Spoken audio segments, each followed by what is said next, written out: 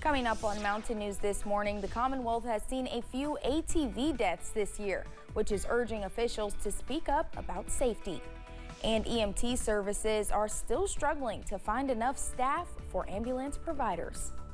Dedicated to Eastern and Southern Kentucky, this is WYMT Mountain News this morning. Good morning, I'm Madison Carmouche. We're coming up on 5 a.m. this Wednesday morning, and we are continuing our first alert weather day. So let's send it over to meteorologist Tim Drawbridge for a look at your forecast. And good morning, Madison. Good morning, everyone. A couple of concerns as we head through your Wednesday. Some model discrepancies, meaning things aren't exactly in agreement for this morning. Later today through this evening, that's where we do have the concerns regarding for the potential of some severe weather, all of eastern and southern Kentucky. Under the Storm Prediction Center, level 2, slight risk for severe weather.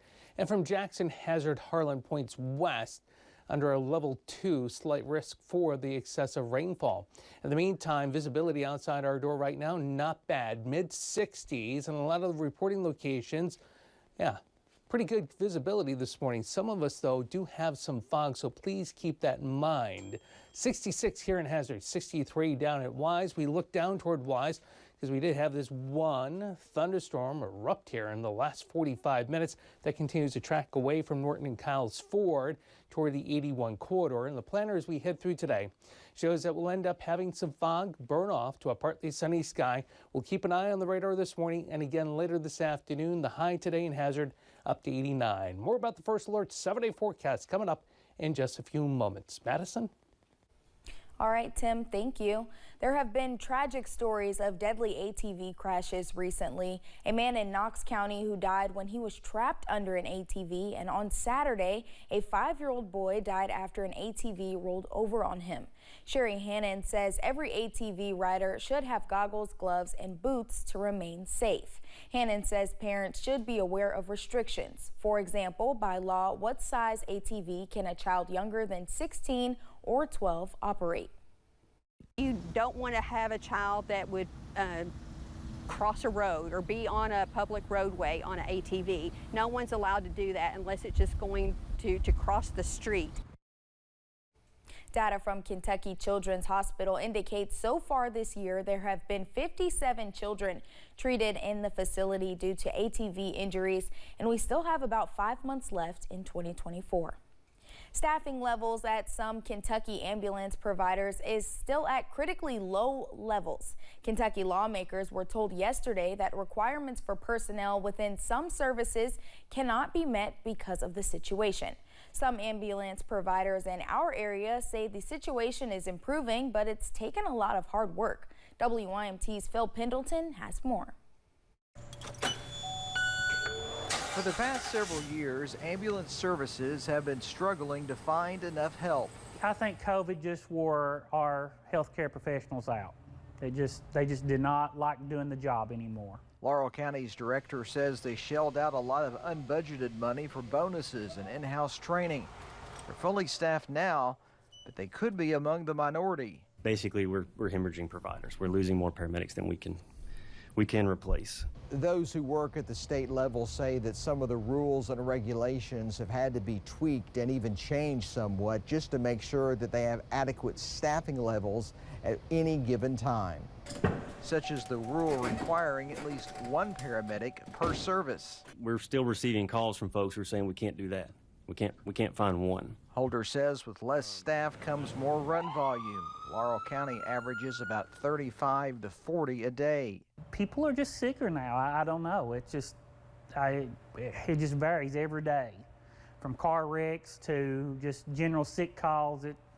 We've just seen our numbers increase dramatically. A difficult situation, but Mills says it remains rewarding to work in a profession where you might save a life each day. In Laurel County, Phil Pendleton, WYMT Mountain News. The chair of the Kentucky Board of EMS also says some providers are losing money as it can cost $700 for each run.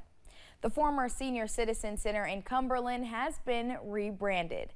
The space is now Tri-City Center on Main, serving those in Cumberland, Benham, and Lynch. The center is expected to bring more focus to Main Street. Coordinator Erica Eldridge says the rebranding is to let folks in the area know that the space is for everyone to utilize.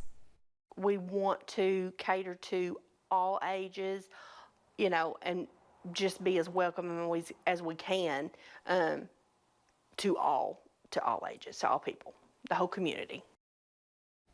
The space can be rented for birthday parties, reunions, and other functions. Eldridge added that on September 7th, the annual Possum Fest will take place on Main Street. Southeast Kentucky Community and Technical College celebrated the grand reopening of the Hub in Cumberland with a ribbon-cutting ceremony yesterday. The Holistic Unparalleled Benefits, or Hub, is designed to meet people where they are. The Southeast Hub provides training and workspace to enhance Southeast Kentucky's workforce. The program targets those in recovery, focusing on high-demand workforce sectors including healthcare, adult peer support specialists, cybersecurity, and industrial maintenance.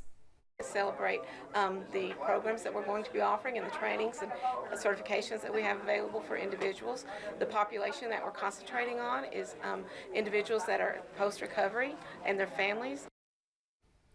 The space includes a large conference room, cubicles, and a meeting room and training room. The area is available for local businesses to utilize as well. Thanks for getting your day started with us here on Mountain News this morning. When we return, mortgage rates continue to deter first-time home buyers from testing the waters in the housing market. And the Pinpoint Doppler radar already a little active early this morning. The big question is, does it continue this way the rest of the day? We'll let you know. Your ARH First Alert 7-day forecast is coming up right after this.